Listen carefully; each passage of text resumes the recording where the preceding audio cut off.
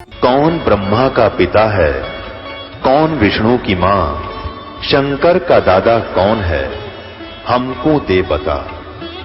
ये जानने के लिए कृपया सुनिए। जगत गुरु तत्वदर्शी संत रामपाल जी महाराज के अमृत वचन सर्व पवित्र धर्मों के पवित्र शास्त्रों के आधार पर न जो तैयार करी है ना, गंगा जल तेरा अपने आंगन में बोक है, वह धोती मांगी महाराज जी मंगाइए। न बोली महाराज जी यार या कौन दो, ये नाड़ दे सकती हूँ और तेरी नगरी छो त्याग सकती हूँ, पर धोती कौन दो। ये तो मैंने अपने जगन्नाथ भगवान की खातिर तैयार कर रखी है, इसमें मेरा एक एक प्यार उसके प्रति गूंथ रखा है, ये नहीं दे सकती। न बोला वे बात सुन ले, मुंह मांगे पैसे दूंगा तने, आज मेरा जीव कल्याण हो सा, मेरी आत्मा उद्धार हो सा, मेरा मुझे नाम मिला है, नहीं तो मैं वंचित रह जाऊंगा। या साहिब की शरत है गुरु जी की। जो बोली भाई महाराज जी बात फिर कवा लो और चाहिए कवा लो। अब कहते इब्नो के नो छोड़ के तेरे राज को जा सकती हूँ, पर या धोती नहीं दूंगी। नो बोला बेबे फिर विचार कर ले इस बात पे, 5 गांव दे दूंगा अपनी बहन ने। नो बोली जी मेरे लिए तो राख है ये सब, तेरे गांव भी और ये नगरी भी, मैं या धोती अपने भगवान की खातिर तैयार करा कि मैं नहीं दूं। आखिर में नो बोला बे तेरा कसूर को ना, मैं खोटे कर्मी इतना हूं, मेरे माड़े भाग हैं, क्योंकि मैं आज मेरा जीव उद्धार होता और मैं इस काबिल भी नहीं, ये तेरा कसूर को ना वे, मेरे माड़े भाग गणे, मैं मेरा उद्धार नहीं हो सकता, गणे खोटे कर्म कर रहा अपने को। क्यों? अगर वो गुरुमुख ना होता तो जबरदस्ती खोज ले जाता कि 8 लागे थी छोरी किसके आगे, पर ये गुरुमुख में और मनमुखी में इतना अंतर हो जाता। राजा होकर समर्थ होकर अपने को कोसता हुआ और आंखें पानी भरकर चल पड़ा। जब पहुंचा साहिब के पास, कबीर साहब के पास, उनके घर पर, अपने ही घर पर बैठे थे, इन्हीं के घर पर बैठे थे राजा के दरबार में, और चरणा में पड़कर खूब रोया। ने बोला महाराज जी मैं घना माड़ा भाग्य वागा, मेरे भाग में नाम को ना, मतलब पापी जीव। और वह लड़की नाटकी व धोती देने से क्या बोली भाई, न्यू बोली कि मैं जगन्नाथ पर चढ़ाऊंगी या अपने दूं कोई नहीं। और बोला जी मैं तो नीच आत्मा हूं, अब मेरा कल्याण हो नहीं। कबीर साहब ने बोला भाई मैं अपनी शर्त को ढीला करता हूं, एक काम कर दे क्या, कि वो लड़की जाएगी काशी से और जगन्नाथपुरी लगभग 1700-1800 किलोमीटर पड़ा है, और पैदल जाओगी वह, उसका जाने में सहयोग कर दे, वहां तक वो साड़ी चढ़वा दे धोती उसकी मंदिर में, फिर वापस ठीक ठाक वह लड़की घर पर आ जाएगी ना, कोई रास्ते में तकलीफ ना होगी, तो मैं तय सतनाम दे दूं। अब राजा को एक अच्छी करण उभरी कि अब तो मेरी बात बन गई, अपनी बहन की खातिर पालकी जुड़वा दूं और भाई उनमें बैठा के ले जाऊं। जब वह राजा को के 2 नौकर भेजे कि जाके लड़की को कहो कि कब जाएगी जगन्नाथ पे, और उनको सारी सुचारू बता देना, हम तेरे साथ चलेंगे बहन, अपनी बहन ने पालकी हम ले जाएंगे। और राजा ने यही कहा है, और महाराज जी की शर्त ढीली होगी। गुरु जी ने यह कह दिया कि ये लड़की वहां पर साड़ी चढ़ाकर धोती चढ़ा के चरणा में आ जाएगी जगन्नाथ के, आते नाम दे दूंगा, पर उस लड़की को बीच में कष्ट ना होना चाहिए, ये सुविधा दे देते उस बहन को। अब कहते हैं अच्छे काम में कोई सहयोग देता है वो भी पुण्य का भागी हो से, अरे एक बुरे काम में सहयोग दे, मन मानक से चक्कू दे दे ठाकर, वो कर दे हत्या, दोनों दोषी होते। एक अच्छे काम में सहयोग देता है तो वो पुण्य का भागी होता है।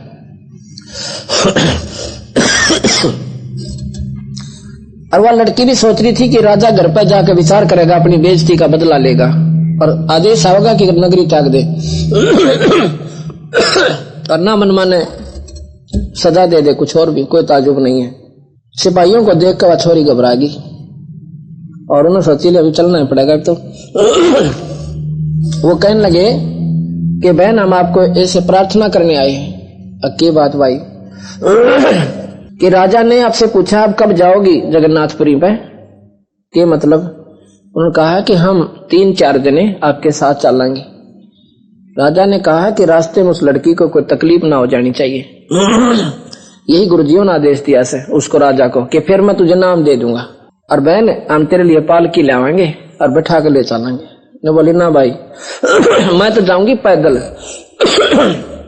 और राजा का शुक्र 100 बार करती हूँ, जो मुझे सुविधा दे मेरे साथ चल पड़ना, ठीक है, लेकिन मैं जाऊंगी पैदल। और दिन बता दिया। राजा ने एक बैलगाड़ी जुड़वाई, उसमें खाने पीने का भोजन दरवा दिया, 2 रसोइये बिठा दिए कि जहां भी बहन रुका इसको प्रेम से खाना बनाना और खिलाना, खाने का सामान रख ले जाना।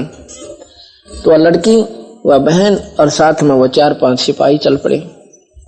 जगन्नाथ के मंदिर में सुबह सुबह स्नान करके उस लड़की ने और वह धोती उठाकर उसके चरणों में रख दी जगन्नाथ की मूर्ति के आगे। वहां से और कहा कि हे मालिक, अब इस दासी की तुच्छ भेंट स्वीकार करना, गरीब पर और लेन देन कुछ नहीं, ये प्यार भरा आपका इसमें रह के सोत भर रखा है। वहां से वह धोती उठी ऐसे उड़ गई और बाहर जा गिरी आंगन में। और आकाशवाणी हुई कि नालायक, यह धोती मैंने काशी में मंगवाई थी तेरे पे, और इतनी दूर तो आई दुख पावन की खातिर, वहां तेरे पे कोई ना दी गई। कहने लगे जी वो तो कबीर साहब ने मंगवाई थी, कबीर जी ने।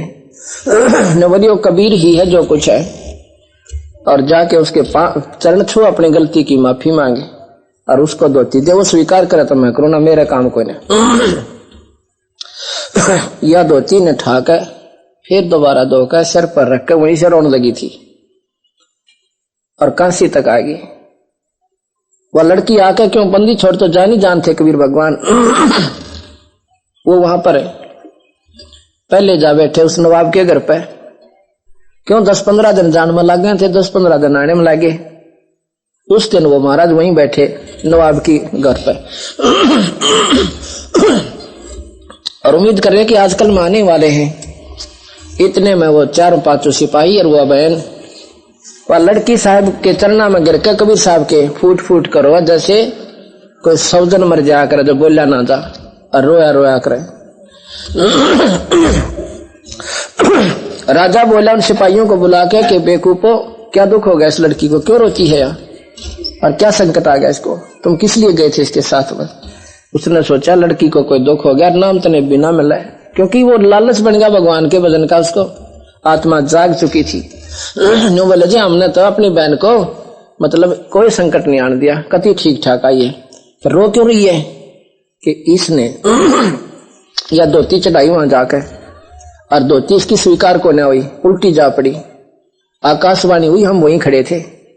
आकाशवाणी में ये कहा कि ये धोती तो मैंने काशी में मंगाई थी वीर सिंह द्वारा, यहाँ लेकर आई तो 2000 किलोमीटर बावड़ी, और जाके उसके चरणों में रख दो, वो स्वीकार करेगा तो मुझे स्वीकारिए ना, मेरे बस का कोई नहीं। वो अनंत कोटि ब्रह्मांड के मालिक से यानी रो ऐसा जी। फिर वो वीर सिंह भी रोने लग गया, क्योंकि ये तो बीमारी पड़ी हुई है कि हम लाल की पहचान नहीं कर पाते। अब उसने आँखें में पानी वाकर मैं भी मान इच्छा, मैं तो महाराज जी को एक साधारण सा भक्त मान्या करता, और जो लाया सा ये तो पूर्ण परमात्मा बैठे, एक चरण पकड़ कर वो फूट फूट कर होता है। फिर वो महाराज जी दोनों को शांत करते हैं।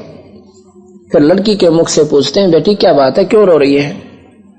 अग महाराज जी इस पापन ने माफ कर दो, मैं तो गुरु को कुछ और समझती थी, परमात्मा को न्यारा जानती थी, और वहां से मेरा पेटा भर गया। वीर सिंह बोला बेबे गेला मेरा भर गया न, मैं भी महाराज जी ने कुछ और समझ रहा था। कहते हैं गुरु मानुष कर जानते वो नरकइये अंध, और महा दुखी संसार में अग गई यम के फल।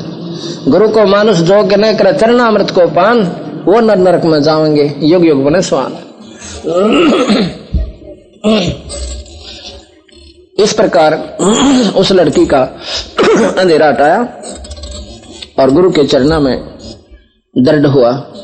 और जब वीर सिंह बघेला ने भी भक्ति की। जगन्नाथ के मंदिर की स्थापना कैसे हुई यह बताता हूं आपको। ये अज्ञान हटेगा जब कबीर भगवान सिद्ध होगा आपको, वैसे कोई ना जचे। जगन्नाथ के मंदिर को कहते हैं 5-6 बार राजा ने बनवाया था और समुद्र ने ढा दिया था, नहीं बना। ये इतिहास पढ़ो उसका। उसने एक इंद्रदमन नाम का उड़ीसा का राजा था, भगवान कृष्ण का अटूट भक्त था, अनन्य भक्त। स्वप्न में भगवान कृष्ण ने दर्शन दिए कि वो स्थान दिखाया समुद्र के तट पर, इस स्थान पर मेरा जगन्नाथ के नाम तो मंदिर बना दे। तो राजा ने तो अगले दिन चढ़ाई ला दी, मंदिर तैयार हुआ, समुद्र उठा और ढा दिया, खत्म, जड़ से खत्म कर दिया। तीसरी बार, चौथी बार, 5वीं बार ऐसे ही कर दिया। मंदिर तैयार हुए, समुद्र में ज्वार बाठा उठे और उसको ठाके ठोक दे। आखिर में राजा हताश हो गया, अक मंदिर समुद्र बनन नहीं देवा। कबीर साहब को अपना वचन याद आया। निरंजन ने कबीर साहब से वचन भरवाया था कि आप जब मृत मंडल में जाओ तो मेरा मंदिर बनवाना, जगन्नाथ का मंदिर। चारों युगा में आए कबीर भगवान, चारों युगा में। अब प्रमाण दूंगा आपको कि कैसे कबीर साहब ने बनवाया ये मंदिर। कबीर साहब राजा इंद्रदमन के पास पहुंचे कि राजन ये मंदिर मैं स्थापित करवा दूंगा, आप फिर बनवा दो। अब राजा ने बोला जी मेरे बस का कोई ना महाराज जी, ये समुद्र बन नहीं देता, खजाना खाली हो गया मेरा, मैं तो जी ला के बनाऊं सो और करोड़ों रुपये ला दूं अपने भगवान के नाम पे, पर यू बनन तो ना देता। ने बोला बनन ई बनन देगा यू और मैं बनवाऊंगा। ने बोला ना जी मेरे बस का कोई ना। ने बोला भाई जब तेने बनवाना हो तो मैं फला स्थान पर मिलूंगा, मुझे मिल लेना आके। रात्रि में भगवान कृष्ण ने राजा इंद्रदमन को फिर सौंपन दिया, दर्शन दिए कि उस ये संत जो है ये इसकी इतनी शक्ति है इंद्रदमन, इसकी शक्ति का पैमाना कोई ना, और जाके चरण छू ले और मंदिर बनवा ले। अब राजा में फिर कड़ा डटा जाता, ढूंढा सिपाहियों द्वारा कि महाराज ने ढूंढ का हो। स्वयं गए वहां पर चल के, कहने लगे महाराज जी मैं मंदिर बनवा देता हूँ, पर समुद्र ने रोक दियो, अगर रोक दूंगा यो काम मेरा है तो मंदिर बनवा दे। मंदिर तैयार होगा, समुद्र के किनारे पर बंदी छोड़ भगवान ने कबीर साहब ने अपना कोठा यानी चबूतरा बनवा लिया कि ये मेरा एक पत्थर यहां धर दे। अब जो ही मंदिर पर कलश धर दिया, उसी समय समुद्र उठा नो इतना पहाड़ से भी ऊपर, जैसे 30-40 फुट ऊपर उठ जाता है पानी, नू जैसे पहाड़ उठा कर आंधी सी आएगी। बंदी छोड़ कबीर साहब वहां बैठे, ऐसे कर दिया, जो का तो जाम हो गया वहीं पर, ऐसे का ऐसा पहाड़ का पहाड़ खड़ा, पानी का आगे नहीं बढ़ा। समुद्र विपर का रूप बनाकर ब्राह्मण का और साहिब के चरणों में आकर नो कहा महाराज जी अक्षमा करना और एक काम करो मन आगे जान दो। नो बोला आगे क्यों भाई, किस लिए जाता है आगे को? इसलिए जाता हूं कि इस मंदिर ने डाऊंगा। क्यों भाई, किसी की आत्मा ने क्यों ठेस पहुंचा, बेचारे ने बनाया हमारे पढ़ के, और तू क्यों डावा इसको? नो बोला मैं तो अच्छा डाऊंगा, या कोई बात हुई अच्छा डाऊंगा। कारण बता? कारण यह है कि जब ये राम रूप में आया था ना विष्णु, इसने मेरे साथ जबरदस्ती करके रास्ता लिया था समुद्र पे, मेरे को तीर दिखाया था इसने हैं, और मेरे ऊपर पर पुल बांधना चाहा था, वो बदला मैं लूंगा। ने बोला भाई जा फिर ले ले कर, मन ने क्यों छो मारे कि आगे मेरे पर जाया नहीं जाता, इसलिए तो मैं आपसे कहता हूं मन आगे जान दो, आगे मैं तो ना जाने दूं, तो मुझे बदला दिलवाओ कि उसकी द्वारका को डबोले जाकर। भगवान विष्णु की द्वारका को अपने अंदर संभाले, पर यहां नहीं आ सकता तुम, और आज के बाद भी मत आना। वो जगन्नाथ का मंदिर उसके दिन के बाद स्थापित हुआ। समुद्र नहीं आया आगे, हिम्मत नहीं पड़ी उसकी आगे आने की, उल्टा हट गया वहां से, और वह द्वारका डबोला कि आज भी प्रमाणित है कि द्वारका समुद्र में डूबी हुई है। अब अभी हमने औल पचौल से ज्ञान सुन रखे थे, ज्ञान नहीं था। अब ये सच्चाई सुनेंगे तब भी मन में भीतर घंटियां बाजेंगी, नहीं नहीं नो कैसे होगा, नो कैसे होगा, नो कैसे होगा।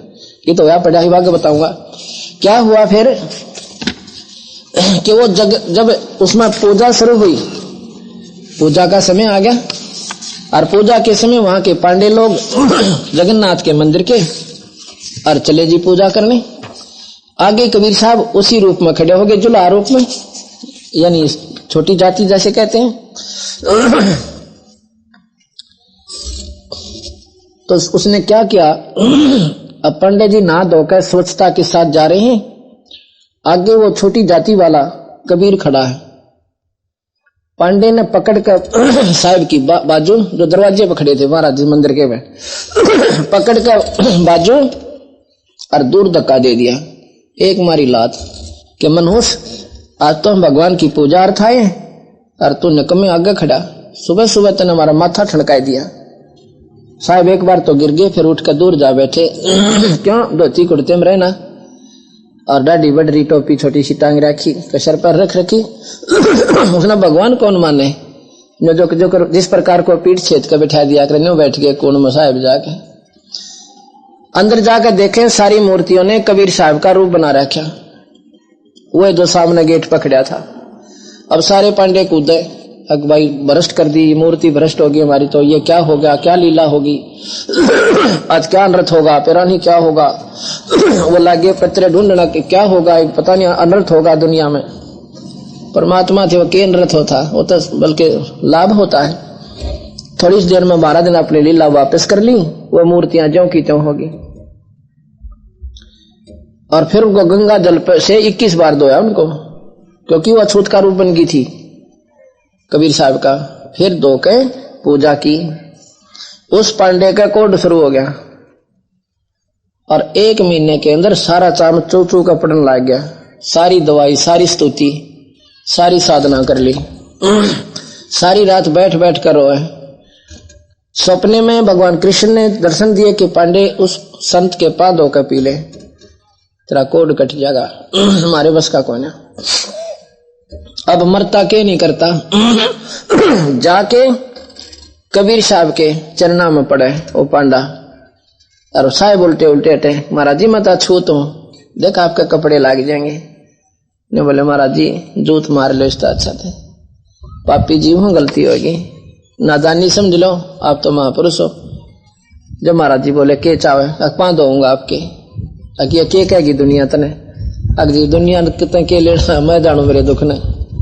जब तो जात खत्म है और सुख हो जा जात ज्यों की त्यों है तेरेगी।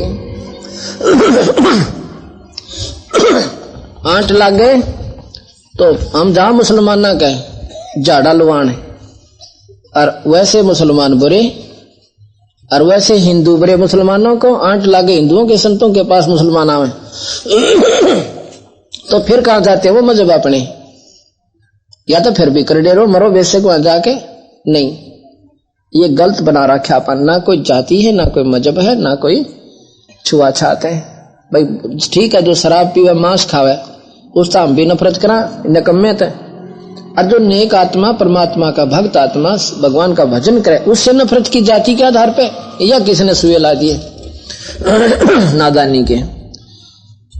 अब ने बोला भाई बात सुन ले, पैर धो ले, और रोजाना इस चरणामृत को अपने जल में डालकर बाल्टी में थोड़ा सा डाल लिया करिए, स्नान करना ठीक हो जाएगा। वैसे भी हो जाना था, पर उसका पूरा भ्रम मिटना था। 41 दिन बताया उन्होंने, वो ठीक हो गया। फिर ने बोला एक बात और सुन लेना, यदि इस जगन्नाथ के मंदिर में छुआछात कोई करेगा उसके साथ ये हर्ष होगा।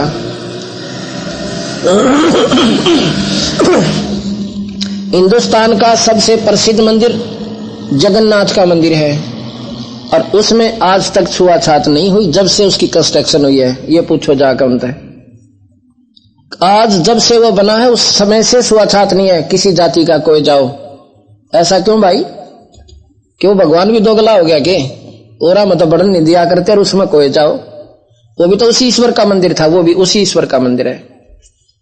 पर इसके भेद ने लोगों ने छुपा दिया कि कहीं कबीर साहब की महिमा ना हो जाए, और चाहे हमना बूंद के भी गुणगाने पड़ जाए, पर कबीर साहब की नहीं महिमा हो जानी चाहिए कितने।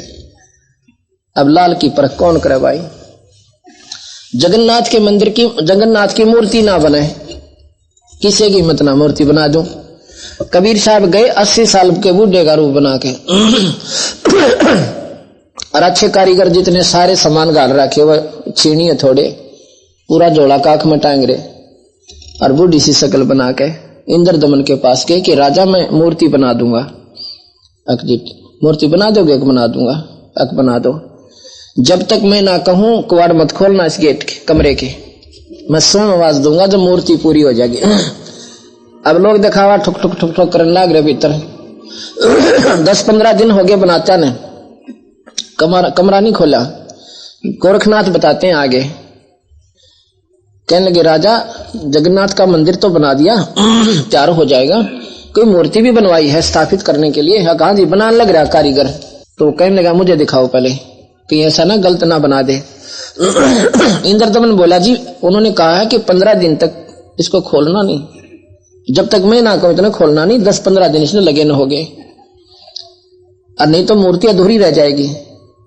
कहने लगा ये ऐसे बांटते हैं कारीगर, वो गलत बना देगा हम कैसे स्वीकार करेंगे? अब तो मौके पर सुधरवा भी लेंगे, खोलो। जो गोरखनाथ की राजा ना माने तो डर गया कि श्राप दे दे, खागड़ मन माने करा के काट दे मुंह मत। तो बोला जी देख लो थारी मर्जी मात के मैं कंता को ना। उसका गेल गेल हो लिया, राजा भी पीछे पीछे। 2-4 बार तो गोरखनाथ जी ने कहा कि दरवाजा खोलो कारीगर। कारीगर क्या न खोला है, ला तो के तोड़ो इसको। वो दरवाजा तोड़ दिया ना, कारीगर पाया। भगवान के इतने हाथ बनाने रह गए उस मूर्ति के। इतने हाथ नहीं, आगे के पंजे नहीं उनका, और तले पैरा के पंजे नहीं। ये टूंड हाथ से आज भी जगन्नाथ की मूर्ति में जाकर देख लो तो वो कारीगर गायब, मूर्ति नो की नो। अब बनावा कौन उसने? अब जो बनाने लग गया उसकी कह छीनी टूट जा, कह थोड़ा टूट जा, कह सर में दर्द हो जा। कोई लोहा नहीं जानता उसका, बना के दिखाओ, वकीब नहीं बन सकती। वो नो की नो उठा कर रख दी और फिर भी पेटा नहीं भरता। कबीर भगवान है।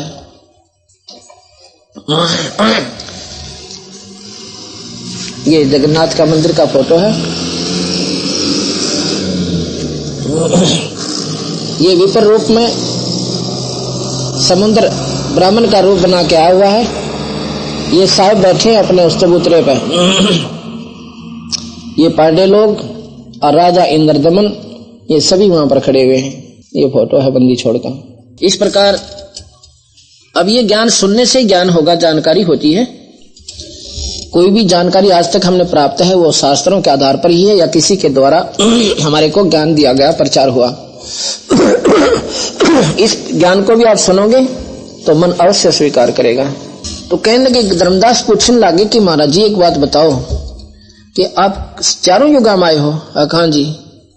जब मैं पहली बार आया ना सतयुग में, धर्मदास जो पूछो वो ही युग युग कथा कहूं मैं तो ही। जब ही पुरुष आज्ञा की न और जीवन काल पृथ्वी पग दीन्या, करी परिणाम तभी पुगधारा, पहुंचे जहां धर्म दरबारा। धर्म राय निरंजन इसको निरंजन को भी धर्मराज कहते हैं, धर्म राय भी कहते हैं। वो धर्मदास उनका सेवक है। ये धर्म राय धर्मदास ये 2 शब्द प्रॉपर चलेंगे, बराबर में विचलित नहीं होना। धर्मदास है इनका सेवक जो कि सेठ था बांधवगढ़ का, और धर्म राय निरंजन का बोध कराता है। ये अक्षर धर्मदास जो पूछो मोही, युग युग कथा कहूं मैं तो ही।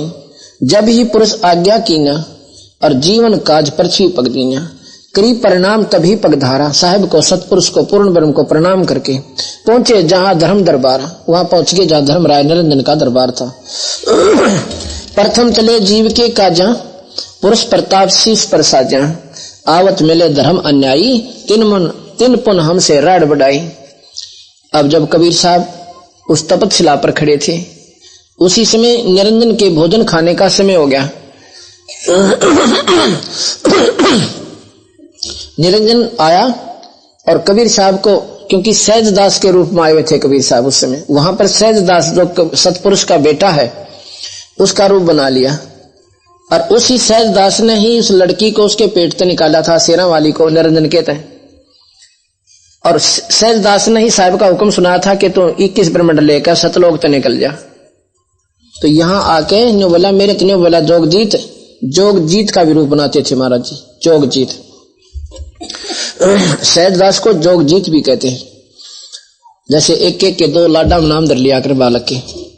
ने बोला, जोगजीत तू यहाँ किस लिए आया मेरे राज में? वहां से तो तने मुझे मार निकाला, अब तने कूटूंगा तो उठा गया मेरा हिकला। तो क्यों आया मेरे राज में? तरीके ही मत पड़गी वहां से मुझे निकाल कर। घना नाराज हो गया, कहने लगे मैंने वो सतनाम का सुमरण कर दिया। यानी नाम की महिमा बताते हैं, इस नाम में इतनी शक्ति है। तो ये निरंजन मेरे पन्नों झपटा था, जैसे चिड़िया बाज चिड़िया पर झपटता है। पर इस सुमरण को सुन एकदम ऐसा गिर गया और पड़ा तड़पे, जैसे पक्षी की पांख कट जाया करे और पड़ा करे, तड़फा करे। और फिर भाई नहीं बसाई ना इसकी, मेरे पैर पकड़ लिए और ने बोला, मन माफ कर दो, तू मेरा बड़ा भाई, मैं आपका छोटा भाई। यहां पर आप देखते हो किसी की नहीं बसावत ठाड आ जाए ना, एक बार तो चला करे अपने ठाड दिखाने के लिए, और उससे तगड़ा हो ना फिर पांव पकड़ा करे, नम्रता से काम लेता। ये दोनों चापलूसी मन में होती हैं। तो यहाँ क्या किया कि फिर ने बोला धर्मदास मेरे पैर पकड़ लिया उस धर्मराज ने निरंजन ने के काजा पुरुष प्रताप सीज पर छाजा आवत मिले धर्म अन्यायी और तीन पुन हमसे राड जगाई। रास्ते में आते हुए फिर वो निरंजन मिल गया मुझे। ये निरंजन जो है, जो ब्रह्म है, ऊपर आकार रूप में रहता है और यहाँ उसकी गुप्त शक्ति काम करती, इसलिए देवता लोग इसको निराकार मान के चुप हो गए कि ढूंढा पानता नहीं और शक्ति जबरदस्त, तो निराकार मालिक मान के छोड़ दिया। आवत मिले धर्म अन्यायी, अन्यायी कहे बंदी छोड़कर आज तक मनुष्य बना रखे, बेटा बेटी दे रखी, कल न बेटे न छीन ले, कदे बेटी न मार दे, कदे विधवा कर दे और कदे हम न मार दे, और फिर कुत्ते गधे सूअर बनावे। इसलिए कहते हैं आवत मिले धर्म अन्यायी और तीन पुन हमसे राड बढ़ाई। फिर मेरे ये लड़न लाग गया। मौके देख धर्म डिग आवा, मुझे देखकर धर्मराज निरंजन मेरे पास आ गया और महाक्रोध बोले अतुरावा। छो माँ के बोला जोग जीत यहाँ क्यों आए, और जो तुम हमको वचन कस आयो सो तुम हमको वचन सुनाओ, क्या तुम हमको मारन आयो पुरुष वचन सो मोहे सुनाओ। या तो तुमने यहाँ से भी कुटन आया से और कोई हुक्म है मालिक का वो सुना मुझे, क्या क्यों आया। तासो कहा सुनो धर्मराई और जीव काल में संसार सिदाई। इन जीवों को भोली भाली आत्माओं को सच्चा मार्ग बता कहूंगा और तेरी पोल खोल कहूंगा। तने गुमराह कर रखा है इन जीवों को, झूठे शास्त्र बना के गुमराह कर दिया। ये दो कमर लिए उस माता ने और दुख नो के नो तीर्था पर चक्कर काट लिए, पुण्य थोड़े पाप घने बन जाते हैं, दोनों भोगने पड़े। गीता जी का ज्ञान है जैसे कर्म प्राणी करेगा दोनों भोगे हैं, स्वर्ग पुण्य के लिए स्वर्ग और पाप के लिए नरक। कर्म कटते कोई ना।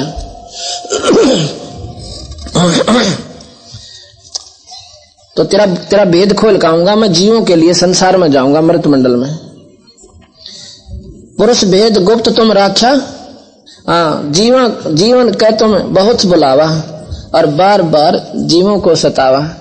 एक काल कर रखा, आज मनुष्य कल कुत्ता बन जाऊंगा, शर्मा खाज लागे कीड़े पड़े हैं और सारे दिन धक्के खाता अंडो रूट एक टूकी खाते और भज मर लिया भगवान अड़े। और सब ने 84 ना मिटे, सभी कहते हैं जन्म मरण ना मिटे, और ये काम दोनों संकट काटे। 84 भी मिटा, जन्म मरण मिटावे और सुकून से फालतू ना हो रहे। हमारी संगत पर पूछो या खड़े करके आपके सामने बताऊं तो फिर तो पेटा भरना चाहिए इस प्राणी का।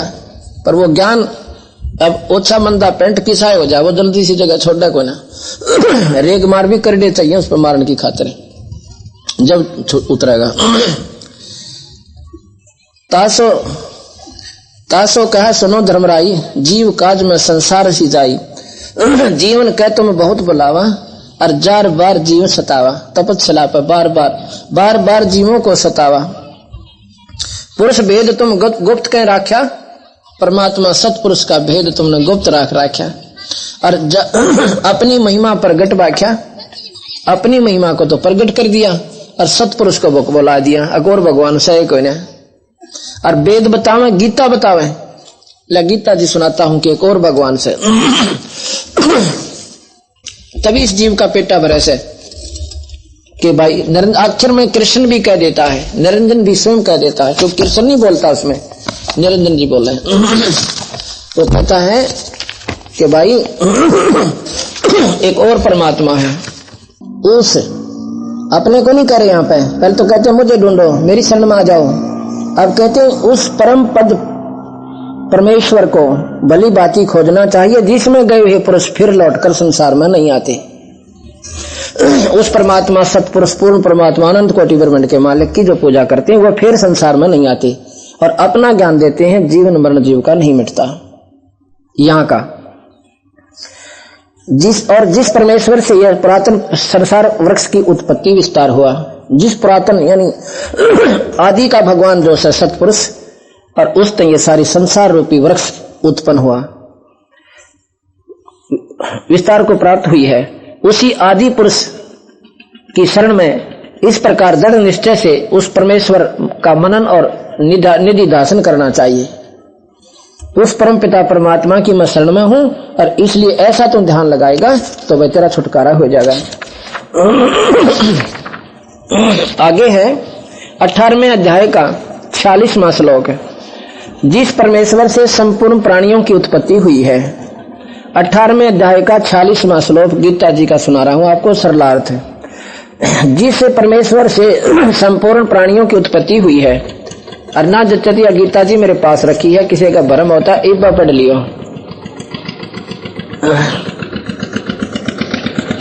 जिस परमेश्वर से संपूर्ण प्राणियों की उत्पत्ति हुई है और जिससे यह समस्त जगत व्यापक है, उस परमेश्वर की अपनी स्वाभाविक कर्मों द्वारा पूजा करके मनुष्य परम सिद्धि को प्राप्त होता है।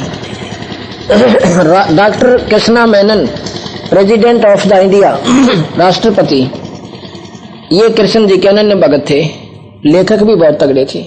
इन्होंने अपने लेख में लिखा है कि मैं एक बात मंजस में पड़ जाता हूं कि पहले तो भगवान कह रहे हैं मेरा जान करो, और फिर उस परमेश्वर का क्यों कैसे कह दिया, यह बात समझ तो बाहर होगी। यहां पर मेरी बुद्धि काम करना छोड़ेगी। वो और परमात्मा कौन सा रह गया? वो परमात्मा भाई कबीर भगवान सतपुरुष है।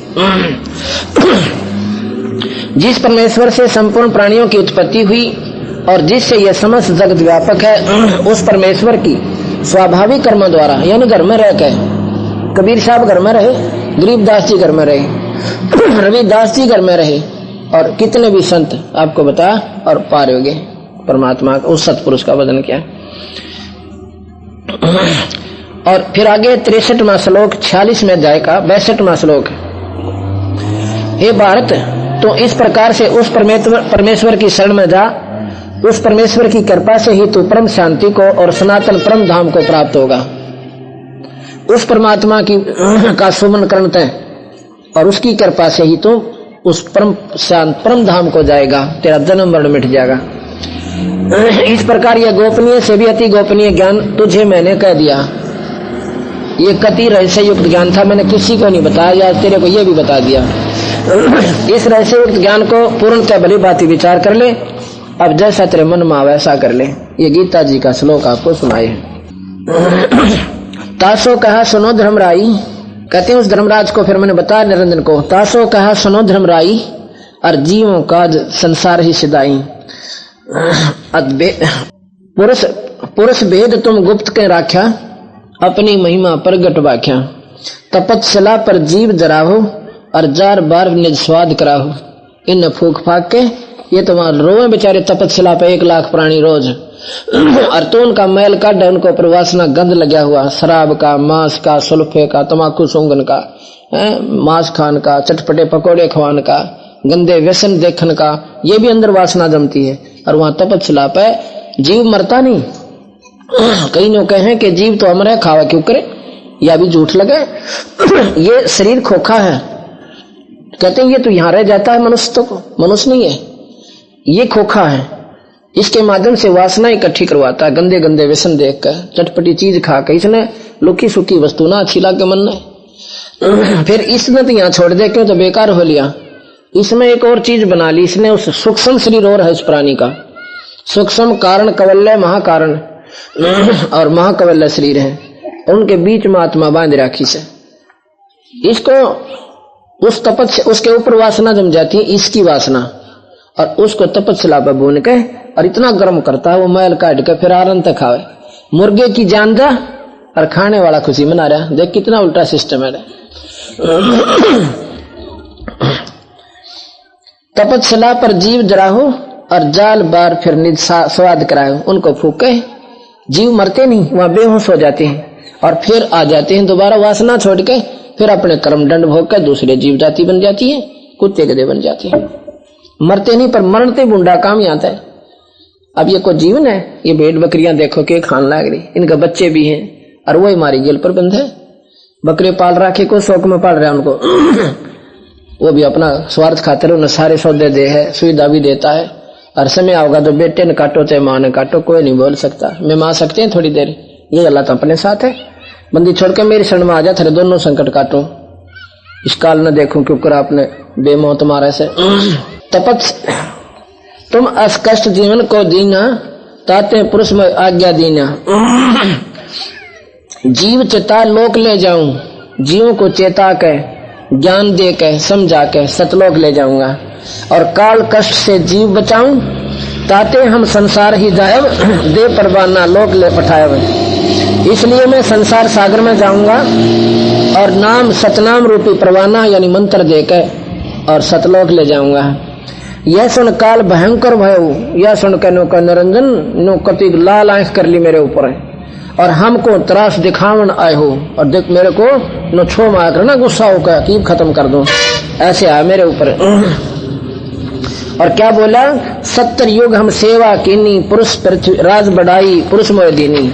कि मैंने पिताजी पर राज मांग रखा तो बीच में कौन आ गया, तीसरा तेली सतपुरुष से ले रखा तब करके तो कैसे ले जाएगा जीवों को। फिर 64 युग सेवा ठायो और अष्टखंड पुरुष मोहि देव। और तब तुम मार निकाला मोही और जोग जीत ना छोड़ो तो ही।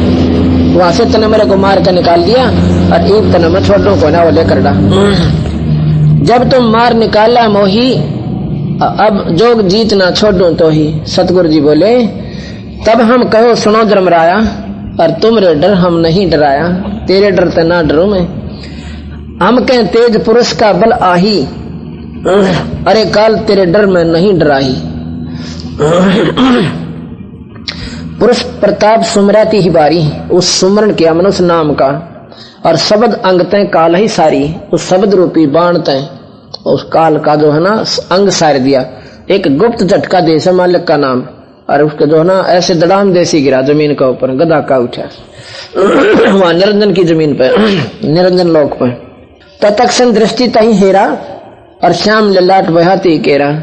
इसी बूंदी बुकराल शकल उसकी, छोटा माथा लंबी लंबी दांत, इसी बूंदी शकल और पंख गात जैसे होए पखेरु, ऐसे काल मही पर हेरू। जैसे पक्षी की पंख काट दिया करे ऐसे निरंजन वहां पर पड़ा पड़ा तड़प रहा है। करे क्रोध कछु नहीं बसाई, तब पुन चरने पड़े चरना तराई। जब नहीं बसाई ना उसकी, जब मेरे पांव पकड़ लिए। कहे निरंजन सुनो हो ज्ञानी और करो विनती में तो ही सो बंधु जान विरोध किया। घाट भाई अब वही से मन तो भाई जान क्या कर दिया था आपके लिए, अब मन माफ कर दो, गलती होगी मेरे पे। मन तो अपना बड़ा भाई समझ के मन तो उतरा था ना लाडा में।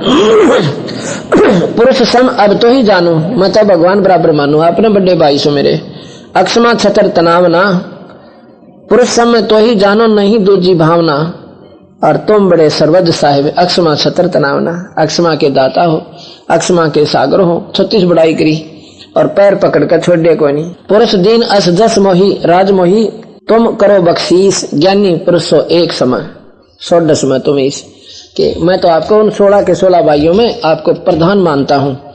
और जैसे भगवान सतपुरुष ने मुझे बख्श रखा ना, तो भी ना मेरे इसने खंड ना करो, वचनबद्ध करवा दिया। धर्मदास धर्मराय अस विनती ठानी, निरंजन ने ऐसी विनती की, मैं सेवक दूत्या ना जानी। ज्ञानी विनती एक हमारा, सो ना करियो जो हो मोर बगाड़ा। पुरुष दीन जस मोहे राजो, तुम भी देहो होए जो काजो। अब हम वचन तुम्हारा मानी और ले लियो हंसा हमसे ज्ञानी। मीठा बोल कर बोला जी बेशक ले दियो, पर मेरे 2 कांट से काम से वो काट दियो। क्या ना जी वचन भर लो, जब बताऊंगा। महाराज जी ने सोची जब जीव देन की कवे से कहता ही है और भाई और के मांगेगा और मांग लेगा जो दे देंगे। हाथ जोड़ कर बोले महाराज जी 3 युगा में जीवित थोड़े ले जाना और चौथा युग जब कलयुग आवे तब तो शरण जीव बहुत जावे। चौथे युग में कलयुग में कितने जीव ले जाइयो। काल ने मालूम था कि त्रेता द्वापर कलयुग में ये जीव भक्ति करने के काबिल कौन रहा है, इतनी घटिया वृत्ति हो जाएगी। ये शनि में जो आज तैयार हुए टेलीविजन, क्या ये पहला कोई ना थी, या ये मटेरियल पृथ्वी से गायब था कौन सा, पर बुद्धि में आने को दिया। अब ऐसी नकली सुविधा दे दी, ये अंधा हो गया जीव। 24 घंटे टेलीविजन प्रोग्राम आते हैं और गंदे से गंदे कोडे बैठा कर देख लो उसको उसी समय अपना। ये शराब पहले नहीं थी इतनी, अब शराब में सारे पागल हुए फिरे कि ना तो प्रथम तो सोधी भजन की आवा नहीं, जहाजों में चाले, जहाज की सुविधा देख लियो तो भगवान कदे भी याद ना आवे। जहाज के माँ उड़े खाना पीना ठाठ मारे, बता भाई वो भगवान ने क्यों कर याद करें। अच्छा फिर उड़े टेलीफोन ले रहे, अपना टेलीफोन इतना वहीं बैठे बैठे बात कर रहे हैं, वहां भजन तो दूर रहा, वहां बात करते हैं, वो राज के अंदर, बेटा मैं यहाँ पहुंच चुका हूं और तुम पढ़ाई का ध्यान रखना, खेलने मत जाना। मतलब वो मनमानी इतनी देर की, उसके 1000 रुपया आ जाए खर्चे के, वो बेशक आओ, क्योंकि पैसा माया ने ज्यादा दे रखी है, ऐसी सुविधा है को नहीं। कहने का भाव ये है कि काल ने बेरा था कि इसे कर दूंगा इन प्राणियों को इस कलयुग में, ये भक्ति का निदेश कर दिखाइए। कुछ तो शराब मान देखिए, पी कर शराब घरवाली ने कुटे, या पहली दुश्मन उनकी बेचारी।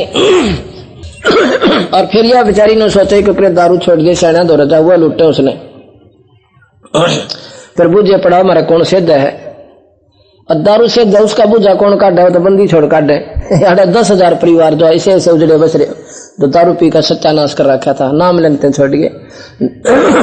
नशा मुक्ति केंद्र भी फेल था उनके आगे, इस बंदी छोड़ का नाम लेते नहीं का रू भी ना करती मारी जी।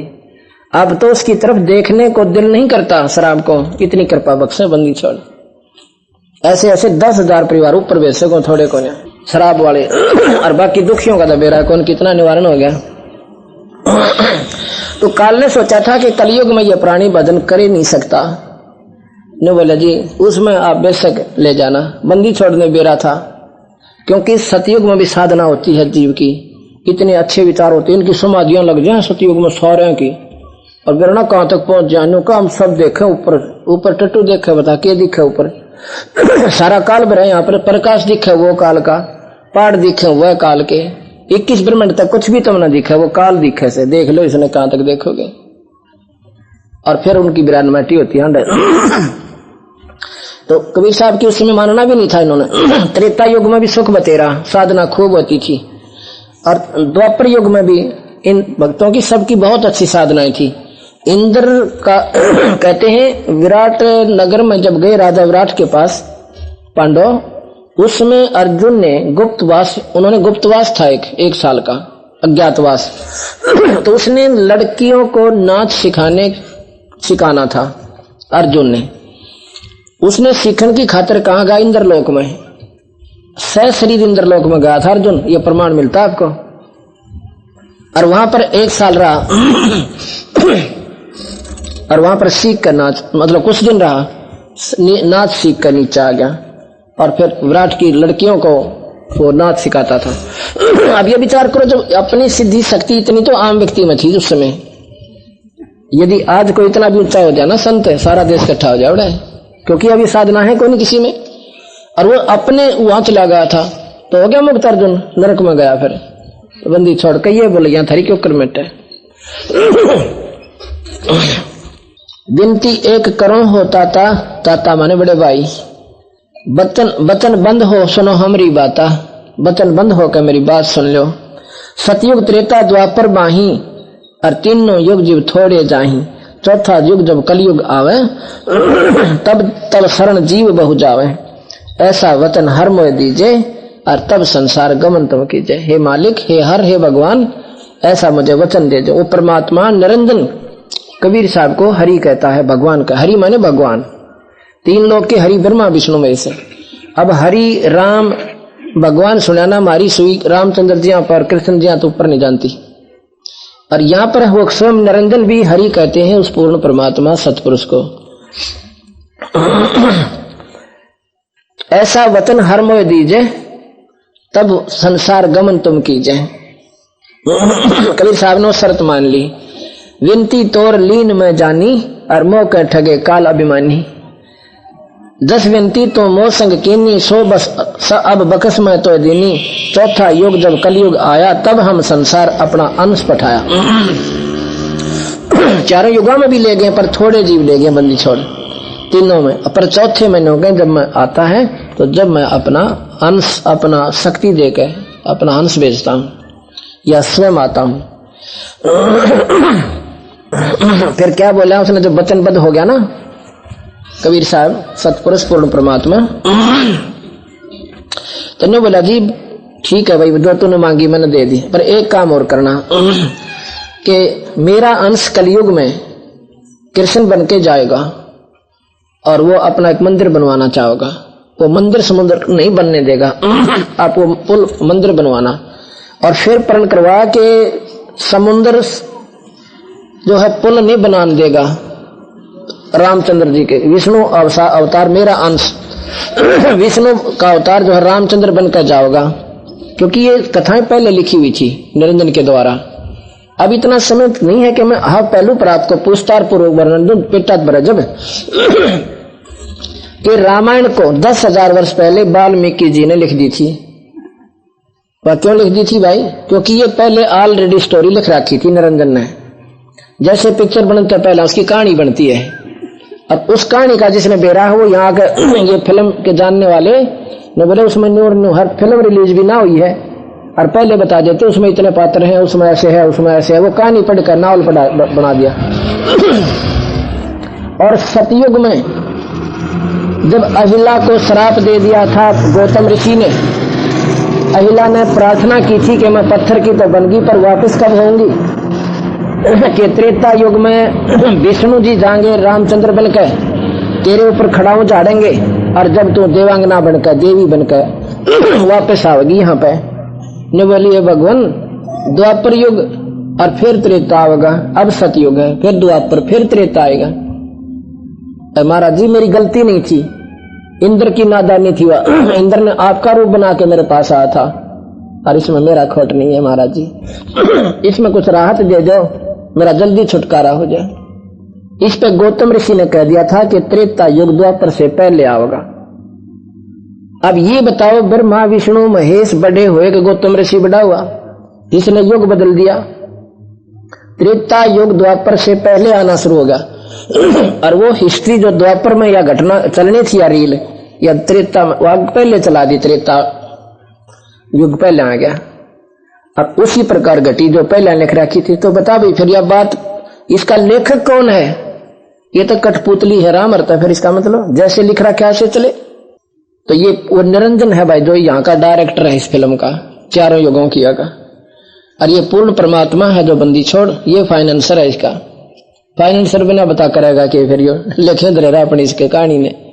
तो ये पूर्ण परमात्मा है, सतपुरुष अनंत कोटि ब्रह्मांड का। तो यहाँ कहा है और मेरा जो है समुद्र पर पुल नहीं बनेगा, रामचंद्र जी जाएंगे जब पुल बनवाना। अब यह समझ में नहीं आती। रामायण में प्रत्यक्ष लिखा है कि 3 दिन तक भगवान राम ने समुद्र के आगे हाथ जोड़कर प्रार्थना की, रास्ता ना मिला। भगवान के हाथ से जब पत्थर तिर जानते तो पहला क्या पत्थर कोई ना थे उड़े या पहाड़ नहीं थे उनके आसपास, वो तिराए क्यों ना उनने? कोई नहीं तिरे, वो शक्ति नहीं थी उनमें। 3 दिन के बाद जब नहीं माना समुद्र और टस से मस नहीं हुआ, कहने लगा लक्ष्मण मेरा अग्नि बाण काट, लाता के बहुत बातों से नहीं मानते। अग्नि बाण काट के भगवान राम ने जब समुद्र की तरफ किया और उस बला के भी जल से पाटने ब्राह्मण का रूप बना के हाथ जोड़ के खड़ा हो गया। कहने लगे मालिक इसने खत्म ना करो, मेरी भी कोई मर्यादा है, इसमें इतना संसार बसा हुआ है, इसको खत्म ना करो। जो बोला निकम्मे, तो भी रावण की गिला जो ना ढीठ हो गया, उसका संग पाका भी मान्य हो गया। 3 दिन हो गए मैंने रोते न तेना जरा सी भी नहीं सुनी, तुझे मालूम नहीं मेरे ऊपर क्या संकट है? कहने लगा जी मालूम तो है पर मैं भी तो कुछ मर्यादा है मेरी, तो मेरा कीरा हो भाई कि मैं बताता हूं। समुद्र बोला आपकी सेना में नल नील नाम के 2 महापुरुष हैं सैनिक, उनके हाथ से पत्थर तिर जाते हैं, उनको बुला लो आपका काम बन जाएगा। नल नील बुलाए। नल नील, ये नल नील कौन थे? ये मुनिंद्र ऋषि के चेले थे, शिष्य थे। मुनिंद्र कौन था? ये कबीर भगवान था। ये सोच, ये ध्यान से सुनना इन बातों को। ये उलझी हुई उलझे हुए जो ना सूत अब सुलझ जाएगा और नादान से कुछ भी समझना, पर 100 की 100 सच्चाई है ये। नल नील बुलाए, नल नील से बोले क्यों भाई तुम्हारे पास ऐसी शक्ति है कि ये पत्थर तर जाएंगे? कहाँ जी? तो राम समुद्र तो चला गया। राम जी बोले कि भले पुरुषो मैं 3 दिन हो गया यहाँ पर याचना कर रहा हूं और तुम्हारे पास शक्ति थी, तुमने बताई क्यों ना मेरे पास आके? नो बोला जी प्रथम तो हमारी बात को सुना कौन? यहाँ पर हनुमान नारंगत जैसे खड़े लाठी ले इसी मोटी मोटी को तो हमने कौन आन दिया? इस आम सैनिक ने। हाँ तो 2 मारा थप्पड़ 3 पे मरा। तो नो बोला भाई फिर यह बात सच्ची है पर हम तो डरते ना है जी। कौन है तुम्हारी सुने कौन? अंगद जब हनुमान जैसे वहां पर खड़े जिन तो पत्थर ना चढ़ते और स्वयं भगवान से पत्थर ना करते अन्यों कहेंगे बूझ तू पत्थर तेरा होगा। एक आधे आगे जिक्र किया, उन्हें बोले बोल वाले बैठे रहो, करोगे किला तोड़ोगे तुम, हम चुप करके बैठ गए सीखिए करें। बोला फिर ये करो भाई, अखाजे भी करते हैं। अब यहाँ पर फिर महाराज बताते हैं कबीर साहब के गुरु मर्यादा भंग करने का कितनी हानि होगी। उन्होंने अपने गुरुदेव का याद नहीं किया, और क्यों बुढ़ा और अनुमान कैसे फेल होने लगे उनका आगे फटाफट ठाक। उन्हें सोची भाई न्यो करांगे, सोचेंगे मंत्र मंत्र पढ़ के कर लिया होगा, इनमें शक्ति ना होगी, कदे गुरु जी ने याद कर लें और बेइज्जती हो जाए। उन दोनों ने पत्थर उठाए और पत्थर रखे, दोनों पत्थर डूब गए, नहीं उतरे। और फिर अपने एक दूसरे के मुंह का नहीं देखे, क्या हो गया। फिर अपने गुरुदेव को याद किया, गुरुदेव को याद किया, मुनिंद्र ऋषि सामने प्रकट हो गए। कहा भाई कैसे याद करते हो, ये गुरुदेव ऐसे ऐसे आपत्ति आई है और हमसे ये पत्थर नहीं उतर रहे। तो बोले तरह भी कोई ना बेटा थारे थे, क्योंकि अब तो चौकड़ी चूक गए तुम, वह शक्ति अक्षीण कर दी तुम्हारी, अब नहीं उतरेंगे। तुमने गुरु मर्यादा भंग कर दी, वह शक्ति अक्षीण होगी, खत्म होगी। अब रामचंद्र जी कहने लगे महाराज जी फिर मेरा कुछ पर बंद करो। ये सामने वाला पर्वत मैंने अपनी शक्ति से हल्का कर दिया, यहाँ से पत्थर ले उठा के, वहां से पत्थर ले उठा के और पत्थर रखे अपने आप तरन लागे। अब यहाँ बात समझ से बाहर हो जाती है, क्योंकि ये जो प्रकरण हमने सुना को ना कदे। अब इतना तो बेरा है कि नल नील, इसका मतलब भगवान राम तो ही तगड़े हो गए, वह कितना आ गई उनमें शक्ति नारी, जो हनुमान में कोई ना थी, पहाड़ पर भाई पहाड़ समेत कूद जा था लंका पर का, यह शक्ति उनमें कहां से आ गई। वो क्या किसी और भगवान का वजन करते थे? हाँ, और का करते थे। वो मुनिंद्र ऋषि सत्पुरुष थे, परमात्मा थे। रहे नल नील जतन करे हार, तब सतगुरु से करी पुकार। रहे नल नील जतन आर, तब सतगुरु से करी पुकार। जा सतरे काल की अपार, सिंधु पे सलात रहने वाले। जा सतरे काल की अपार, सिंधु पे सलात रहने।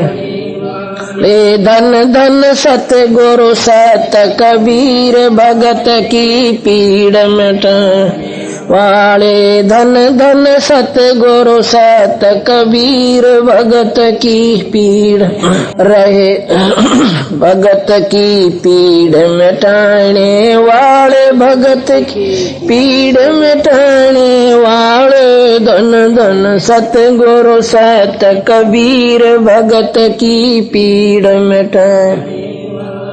डसी सरप न जब जा पुकारी, इंदर मती अकुला।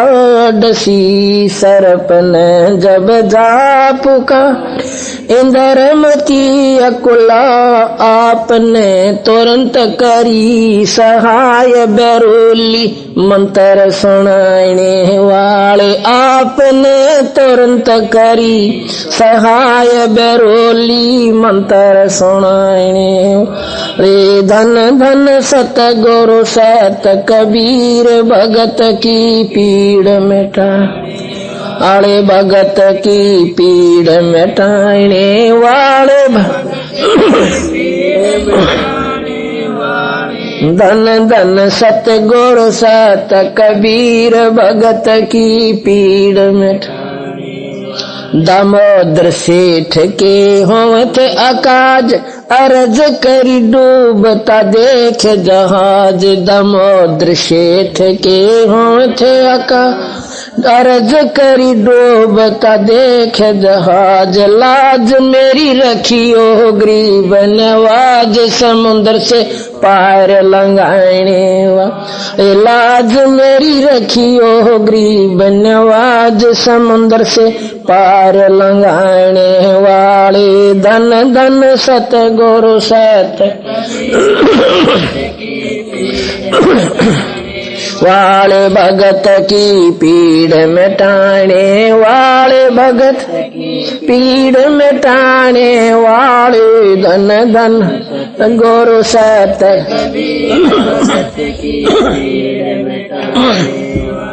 कह कर जोड़ दीन धर्मदास दरस दे पूर्ण करियो आस। कह कर जोड़ दीन धर्मदास दरस दे पूर्ण करी आस। मेट जो जन्म मरण की तरास सत्य पद प्राप्त करवाने वाले। मेट जो जन्म की तरास सत्य पद प्राप्त करवाने वाले। धन धन सतगुरु सत कबीर पीड़ मिटाने वाले। भगत की पीड़ मिटाने वाले धन धन सतगुरु सत कबीर भगत की पीड़ मिटाने। कह कर जोड़ दीन धर्मदास दरस दे पूर्ण करियो आस। कह कर जोड़ दीन धर्मदास दरस दे पूर्ण करियो आस। मेट जो जन्म मरण की तरास सत्य पद प्राप्त कराने। धन धन सतगुरु सत कबीर भगत भगत की पीड़ मिटाने वाले। भगत की पीड़ मिटाने धन धन सतगुरु सत कबीर भगत की पीड़ मिटाने। सत आपने सुना कि धन धन सतगुरु सत कबीर भगत की पीड़ मिटाने वाले। धन धन सतगुरु सत कबीर भगत की पीड़ मिटाने वाले। रहे नल नील जतन कर हार तब सतगुरु से करी पुकार। जा सत रेखा लिखी अपार सिंधु पर चला तराने वाले।